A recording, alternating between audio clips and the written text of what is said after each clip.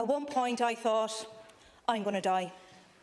Taoiseach, those are the words of Niamh, who presented at the A&E in Galway University Hospital at 6 a.m. on Tuesday, April 9th, after a night of intense stomach pain.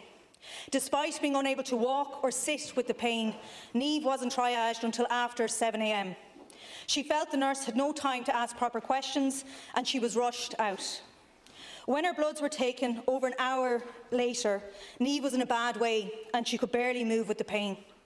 Other patients looked on with worry, but she had to ask for pain medication. It was then that a nurse finally asked if she could be pregnant. Niamh never saw that nurse again. Niamh had an ectopic pregnancy, but wouldn't be spotted until much later.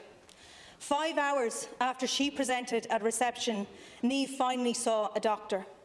She had to walk to the other side of the emergency department in pain described as 8 out of 10. She wasn't even offered a wheelchair. She felt the doctor was so rushed that he wasn't taking in what she was saying. Niamh was returned to the waiting area, which she described as like a war zone. She provided a urine sample, which she was asked to leave on a cart for collection. 2 hours later, she noticed that it was still lying there, and Niamh broke down crying. She asked a nurse why her sample was still sitting there, what was happening with her blood tests, and her questions were met with confusion. One blood test result came back showing elevated white cells, a suspected infection. She was prescribed an antibiotic and a pain drug, Keril. As the Keril was being administered, the nurse came rushing back in panic and shouted, "You are pregnant. You can't be on this painkiller while pregnant." And then panic ensued about how much she had been given. Niamh was finally referred to a gynaecologist at 12:45 p.m, and it was only then that the possibility of an ectopic pregnancy was raised. It was determined that Niamh needed an emergency scan, which she didn't get until 2:30 p.m, 8.5 hours after coming in. The scan showed nothing but blood in her uterus. Niamh's emergency surgery wouldn't happen until 6:45 p.m, 12 hours after she first presented. Niamh's partner was told it would take 1.5 hours. The operation took over 3 due to significant internal bleeding. Sometimes Niamh can't believe she survived. She kept thinking, what's going to happen to my baby son if I don't survive? It was deeply traumatising for her and her family.